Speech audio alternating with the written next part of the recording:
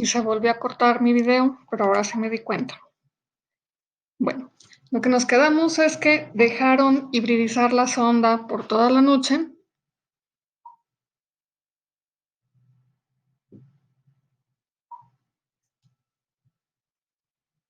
Y después, para poder visualizarla, donde se hibridó, están utilizando un anticuerpo que detecta el marcaje de la sonda, que no indican si es digoxigenina o biotina, pero debe ser una de esas dos. Entonces, después de que remueven el exceso de la solución donde se encontraba la sonda, que lavan todo ese exceso, entonces van a colocar la solución con el anticuerpo y se deja, en este caso, 2 horas para permitir que el anticuerpo reconozca y se una a la sonda. Después de esto, agregan la solución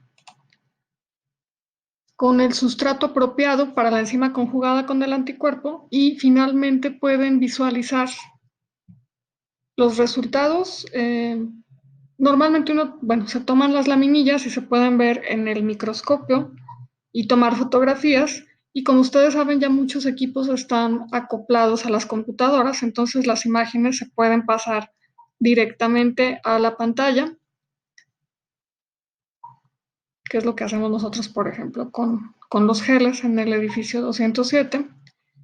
Y en este caso, lo que están viendo pues son los cortes histológicos de los botones florales en diferentes estadios de desarrollo. Y van viendo cómo cambia la expresión del gen para la histona H4, que es el marcador que les permite rastrear cuáles son las células que están en constante división. Entonces ahí pueden ver las zonas, los tejidos a los que corresponde este crecimiento celular para ayudarse a explicar cómo es el desarrollo de estas estructuras.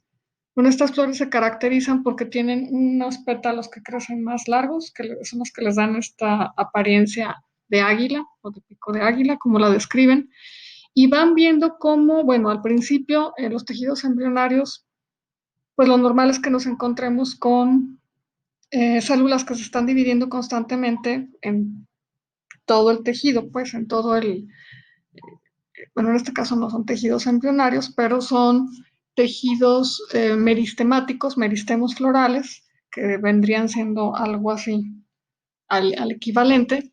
Y entonces al inicio del desarrollo del órgano, como les decía, van a estar muchas células en división y conforme va avanzando estas etapas de desarrollo, algunas zonas dejan de crecer. Lo que podemos ver, por ejemplo, en la imagen C, como hay unas que permanecen en color morado muy oscuro, que nos indica una alta actividad de transcripción de ese gen, por lo tanto, una alta tasa de división celular, y las zonas que ya no están tan oscuras nos están indicando que ahí se está reduciendo la expresión del gen del histona H4 y también se está reduciendo la tasa de división de estas células. Por eso es que esta técnica se utiliza tanto para estudiar el desarrollo embrionario, tanto en plantas como en animales, el desarrollo de órganos particulares, como estamos viendo que es el caso aquí en las plantas, que si no lo saben ustedes, más adelante en fisiología vegetal y en biotecnología vegetal lo van a platicar, mantienen zonas meristemáticas durante toda la vida las plantas, así que están generando órganos nuevos. Estamos viendo estos procesos de diferenciación durante toda la vida de la planta.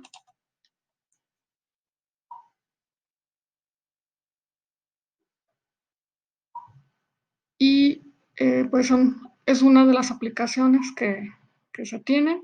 En la universidad, no me acuerdo si alcanzó a quedar grabado en el otro video o no, usan hibridaciones in situ en los departamentos de morfología. No estoy segura si también en fisifarmacología, en algunos laboratorios de investigación, en algunos proyectos. Entonces, lo hacen evidentemente con tejidos animales, pero bueno, también se usa esta técnica.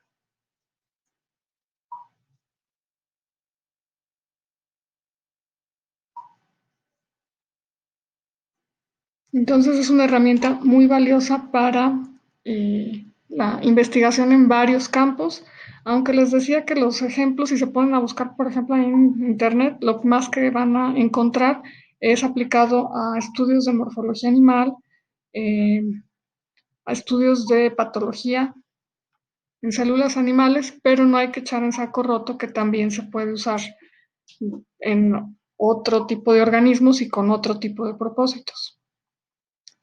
Y esto sería lo que corresponde al tema de hibridación in situ. Y el último tema que nos queda por revisar en todo el semestre son los microarreglos, microarrays o microchips de ADN. Estos microarreglos son sondas inmovilizadas en un soporte. Me olvidó subirle el volumen, espero que haya estado bien el resto del video. Les decía, son sondas inmovilizadas en un soporte que luego van a ser hibridizadas con una muestra de ácidos nucleicos. Los microarreglos lo que permiten es analizar de manera simultánea el patrón de expresión de muchos genes de un tejido, órgano o célula en un solo experimento, lo cual nos permite, pues en un muy corto tiempo y con un uso muy eficiente de los reactivos, obtener mucha información. Entonces se abaratan costos y también nos abreviamos el tiempo dedicado a un experimento. Lo que permiten los microarreglos es comparar cambios en los patrones de transcripción. Para lo que más se utilizan es para comparar las condiciones normales o condiciones basales de una célula, de un tejido o de un organismo, comparándolas contra condiciones, podríamos llamarles alteradas. ¿Qué pasa si hay algún cambio en un factor físico? Por ejemplo, en la temperatura o en el pH o en algún factor químico, en la presencia de algún compuesto que resulte tóxico para los tejidos o para las células, o al contrario, algún compuesto que resulte benéfico, por ejemplo, algún nutriente. También para comparar qué es lo que ocurre con las células cuando son infectadas en un proceso de infección, en un proceso en el que están involucrados patógenos, cómo responden las células, qué genes se encienden para hacer frente a esta agresión. También en el caso de enfermedades se utilizan mucho los microchips para analizar cambios en los patrones de expresión en células cancerosas, por ejemplo. Esto en cuanto al estudio de la expresión, es decir, se analizan cuáles son los ARNs que se encuentran en una muestra, pero también se utilizan con otros propósitos, por ejemplo, para estudiar los microARNs. De estos no hemos hablado mucho, probablemente los mencionaron en biología molecular, pero estos microRNs no participan en el proceso en sí de síntesis de proteínas, pero se ha encontrado que algunos de ellos tienen funciones importantes en la regulación de la expresión genética. Un ejemplo muy breve de una de las funciones que tienen los microRNs es que algunos de ellos son complementarios a ARNs mensajeros. Entonces, un gen tiene todos sus procesos para determinar cuándo se expresa y a partir de eso se genera un ARN mensajero.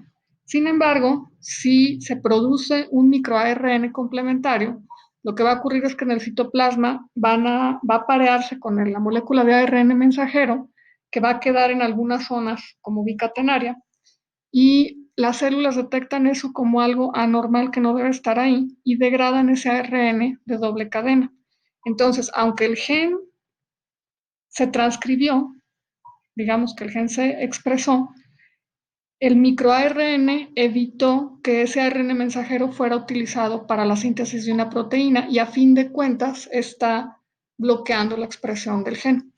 Entonces también es interesante conocer cómo funcionan estos microARNs y cuáles son los procesos que regulan, y los microarreglos han jugado un papel importante para descubrir la función de estos microARNs. ¿Cómo se hacen los microarreglos?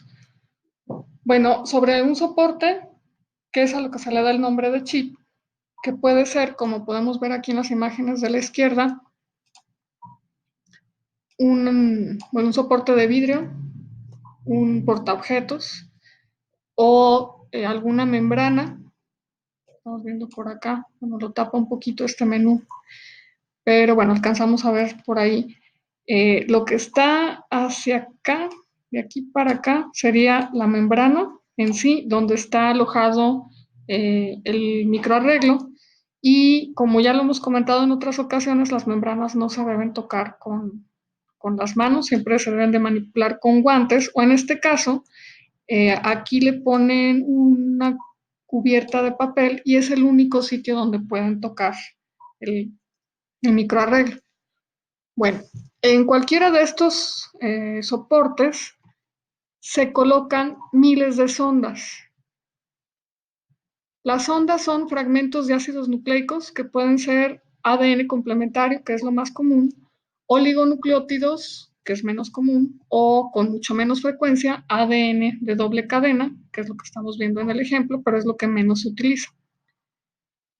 Entonces, se va a colocar una sonda distinta en cada spot o en cada punto del chip, como estamos viendo por aquí. Aquí es un tipo de sonda. Nos están mostrando una sola copia de la molécula, pero en realidad hay muchas copias de la molécula de la sonda tipo 1 y por acá va a haber muchas copias de la molécula de la sonda tipo 2 y así sucesivamente. En cada posición hay una sonda distinta y se conoce la posición y se conoce la secuencia de la sonda. Las ondas pueden tener cientos de pares de bases, incluso algunas pueden llegar a ser de hasta 1500 pares de bases, pero pues frecuentemente, aunque son muy largas, mucho más largas que un primer, no son la secuencia completa del gen. Sin embargo, van a hibridar con una porción del gen y a la que son complementarias. Y bueno, una secuencia de, digamos, 500 pares de bases va a hibridar de manera extremadamente específica con un gen. Va a ser muy, muy raro que pudiera hibridar con una cosa distinta a ese gen en particular. Entonces, en términos prácticos, eso no ocurre. Bueno, una vez que ya se tiene todas las ondas fijas, ya hemos platicado cómo es que se logra la unión de estos fragmentos de ácidos nucleicos, ya sea ADN, que normalmente es lo que tenemos aquí, ya sea de doble cadena complementario o bien de ARN, cómo hacemos que se fijen a un soporte. Pero cómo se colocan, cómo se hace para distribuirlos, porque bueno, nosotros estamos viendo ahí la superficie, pero sería extremadamente complicado que tuviéramos el pulso para poner estas sondas fijas en una posición, pues que es un área excesivamente pequeña. Entonces esto no se puede hacer evidentemente a mano. Hay tres metodologías principales para depositar las ondas sobre los soportes. La primera que tenemos por acá son los spotted arrays, en los que hay un dispositivo que se conoce como pluma, que va colocando una gotita con un tipo de sonda en cada posición del soporte. Y bueno, este depósito es automatizado, de tal manera que no hay problema pues con cuestiones de pulso, está libre de error humano. Este dispositivo es el que se encarga de que queden separados los spots con cada una de las ondas en el soporte. El siguiente tipo consiste en que los oligos u otros tipos de sondas se fijan alrededor de perlas, de esferas de vidrio muy pequeñitas, en el orden de las micras. Y estas perlas se distribuyen a lo largo del soporte, que tiene como, no es una superficie lisa, lo que va a permitir que en esas como cavidades que tienen una distribución regular, es decir,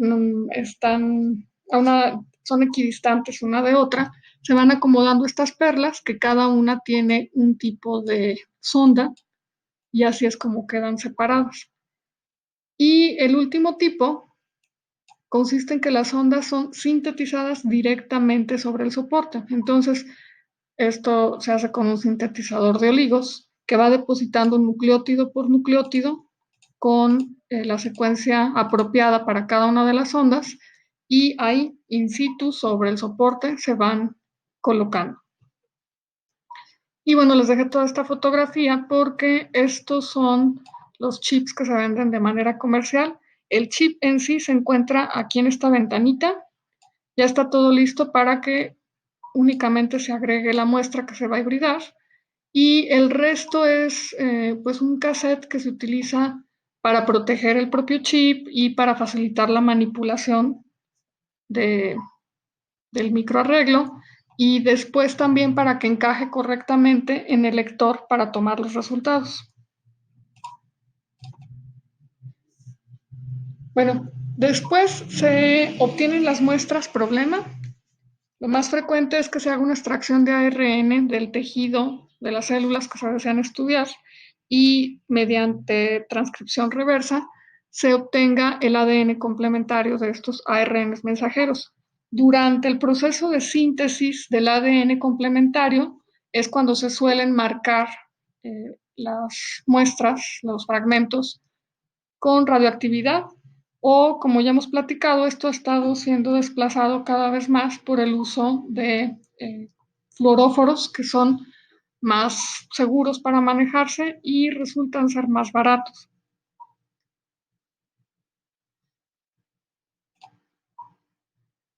Cuando ya se tiene las muestras, los fragmentos que corresponden a las muestras que se van a analizar marcados con radioactividad o con fluorescencia, la muestra se coloca sobre el microarreglo, sobre el chip, para que hibride.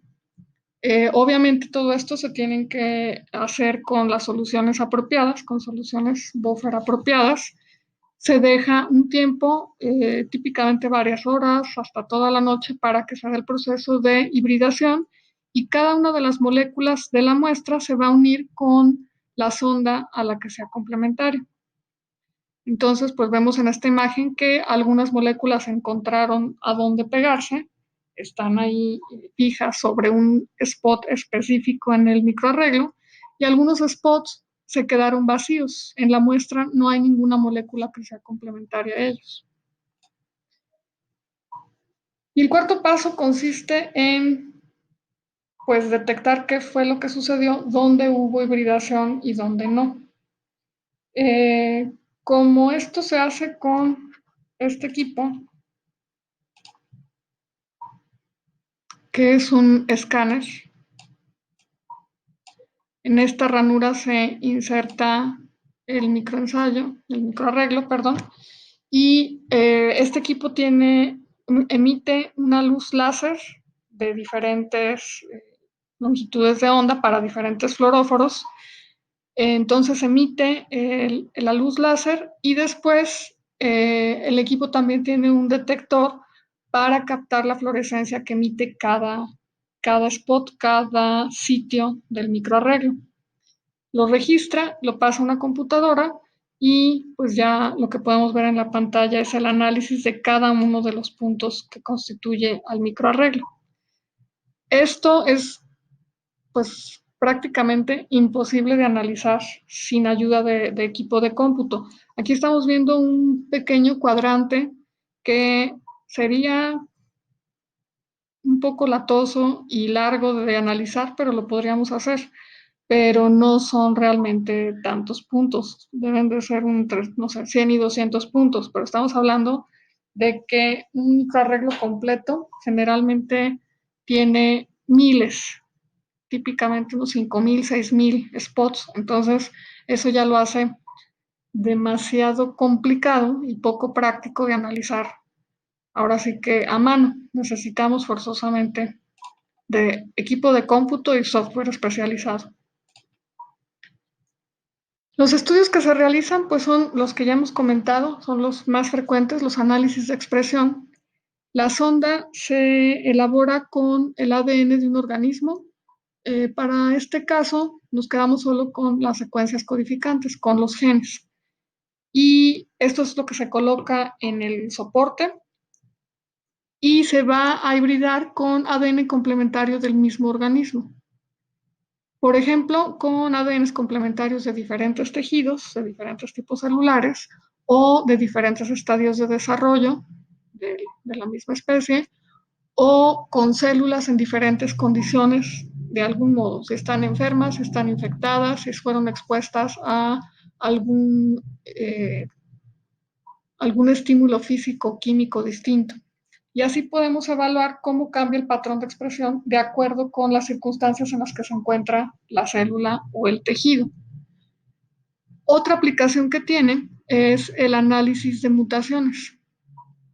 También se utiliza el ADN de un organismo como sonda, dependiendo de cuáles sean las mutaciones y en qué sitios del genoma se estén buscando, pues puede ser ADN codificante o puede incluir ADN no codificante.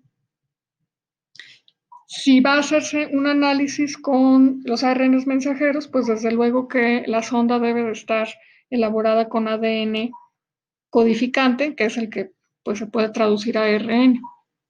Pero bueno, está la posibilidad de hacerlo con otro tipo de secuencias no codificantes. Bueno, eh, la hibridación se hace con muestras de diferentes individuos para identificar polimorfismos, es decir, para identificar mutaciones en los genes. Y con esta tecnología, dependiendo del diseño, se pueden detectar incluso polimorfismos de un solo nucleótido. Bueno, esta tecnología tiene muchas aplicaciones.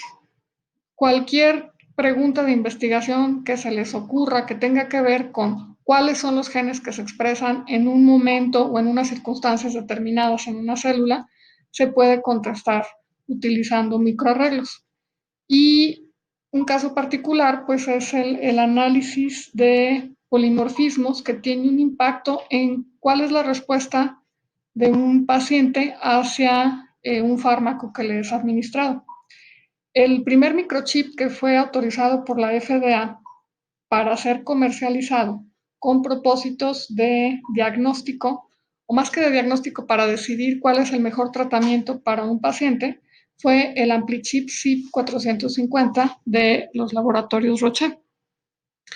Bueno, CIP 450 se refiere al gen que codifica para el citocromo P450, el que ustedes seguro ya han oído hablar, pero en este caso lo que es relevante e interesante es que el citocromo P450 está involucrado en la modificación, la metabolización de los fármacos, muchos fármacos que se consumen.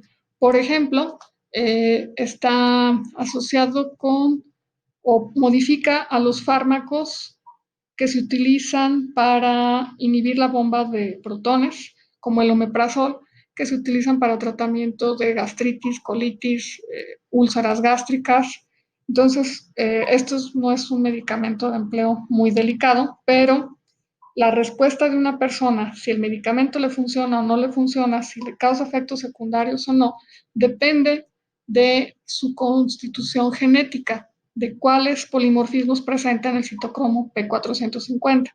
Pero hay otros casos más sensibles, más delicados. Por ejemplo, el uso de codeína, que es un analgésico de la familia de los opioides. Cuando se le administra a una persona es para tratamientos de dolores muy, muy severos o dolores crónicos. Y lo que ocurre dentro del organismo del paciente es que la codeína es metabolizada para ser transformada en morfina. Realmente lo que tiene el efecto analgésico es la morfina.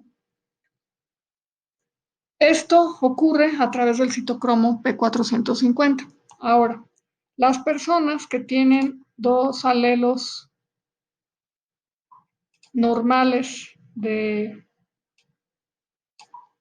gen P450, lo que hacen es que convierten rápidamente la codeína en morfina.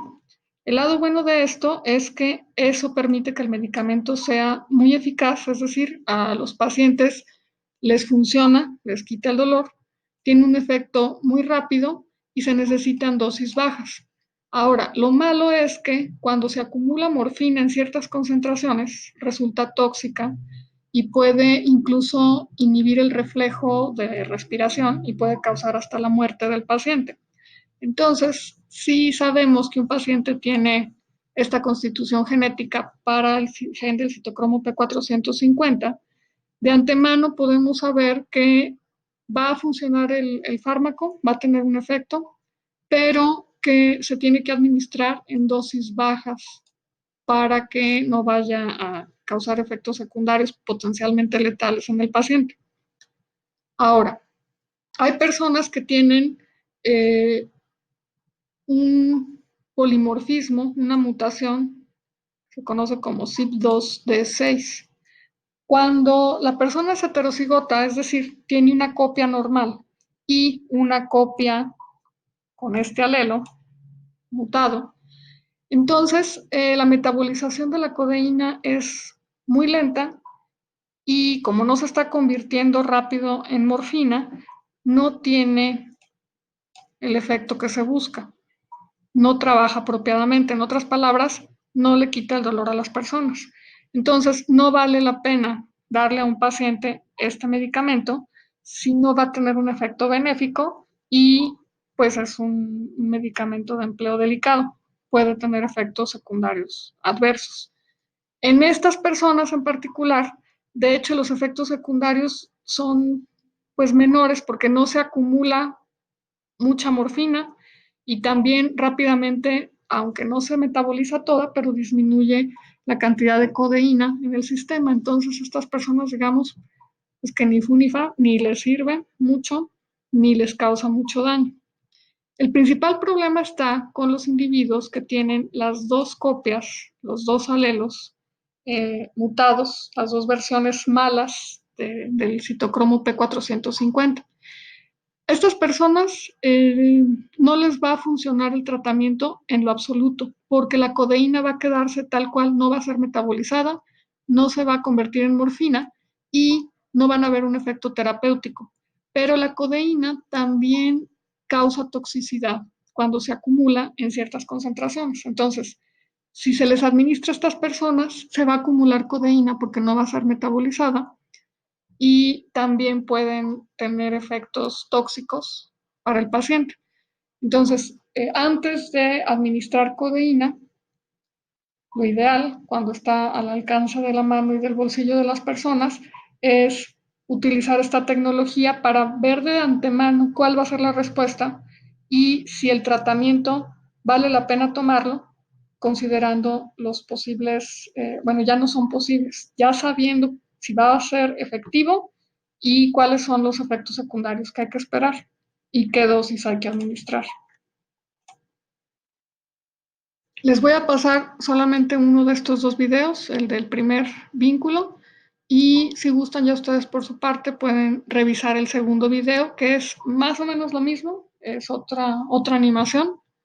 Entonces ustedes deciden si quieren para complementar y ver las cosas con otras palabras y con otra animación, más o menos lo mismo, o si solo se quedan con el que vamos a revisar.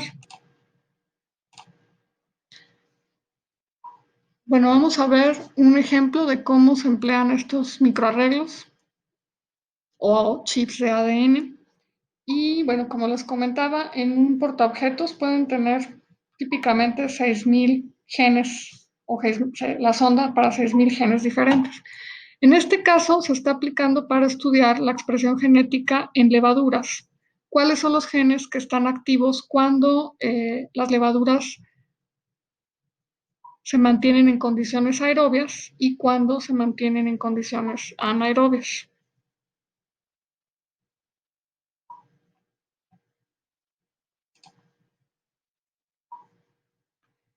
Lo primero que se hace, bueno, a partir del cultivo de levaduras, es hacer una extracción del ARN mensajero.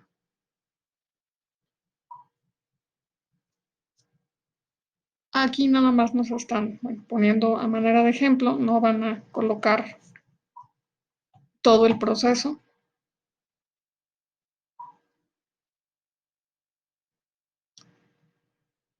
Y bueno, una vez que se tienen ya aisladas las muestras que se van a analizar, los ARNs, se van a sintetizar las copias de ADN complementario.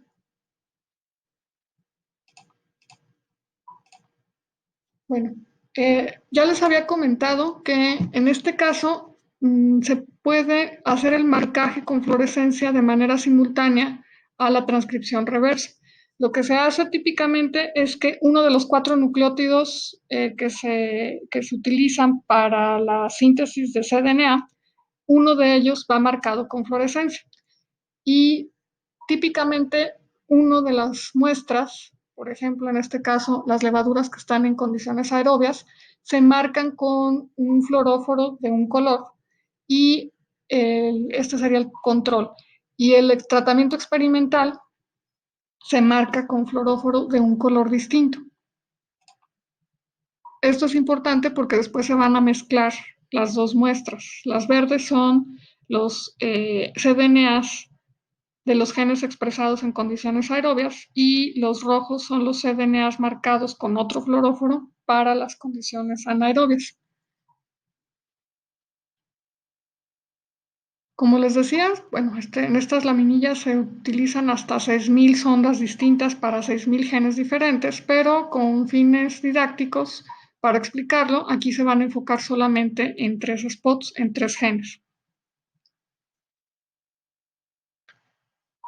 Entonces, bueno, se colocan sobre el chip de ADN las muestras ya marcadas con fluorescencia, se colocan en las condiciones apropiadas con el buffer, a la temperatura, etcétera, todo lo óptimo para lograr la hibridación.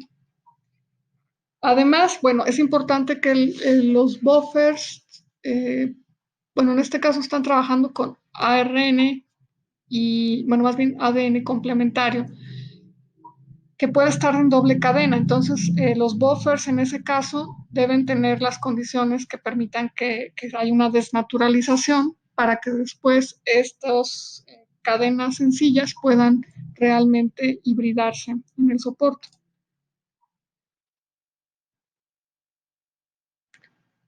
Bueno, entonces en algunos casos pues van a, en algún spot van a hibridar las sondas marcadas con el fluoróforo verde, en otros con el rojo y en otros con los dos.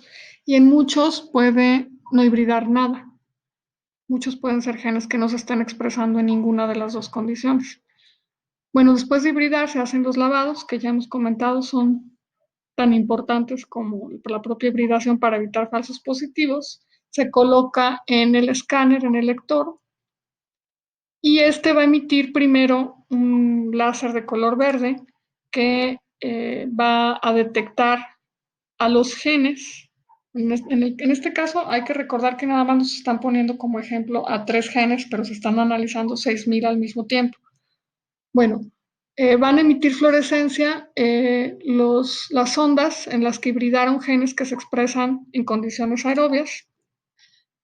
Después, bueno, estos resultados se transmiten a la computadora y se almacenan y después se hace pasar un láser rojo que nos va a marcar o nos va a permitir visualizar los ARNs que se expresaron en condiciones anaerobias. También se mandan los datos a la computadora y después esta mezcla las señales, mezcla los datos y así nos va a generar ese reporte de puntitos de diferentes colores, que podemos ver puntos verdes que corresponden, como decíamos, a los genes que se expresan en condiciones aerobias, en rojo los que se expresan en condiciones anaerobias y los puntos amarillos van a ser los genes que se expresan tanto en condiciones anaerobias como en condiciones aerobias. ¿Qué podemos concluir de esto? Bueno, pues que los genes verdes son los que utilizan las levaduras cuando las condiciones son óptimas, normales.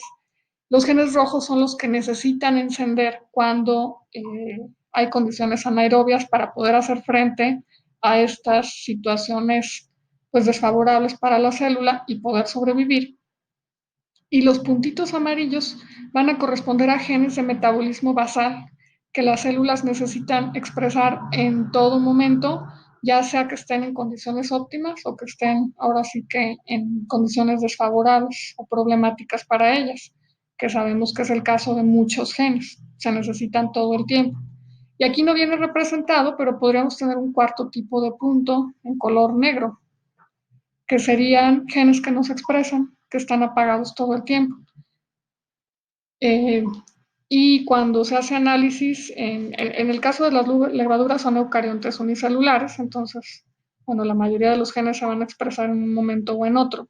En eucariontes pluricelulares es más frecuente que encontremos esas zonas negras de genes que a veces funcionan solo durante unas etapas, por ejemplo en la etapa embrionaria, después se apagan y no vuelven a encenderse durante la vida del organismo. Y esa es la información que se va a obtener, por ejemplo, en este caso de las levaduras, pero igual se puede hacer, se hace mucho para estudios de cáncer, comparando la expresión de genes en células normales contra la expresión, cómo cambia la expresión de esos mismos genes en células cancerosas. ¿Cuáles son los genes que se encienden en el proceso de malignización de las células? ¿Cuáles genes son los que se apagan?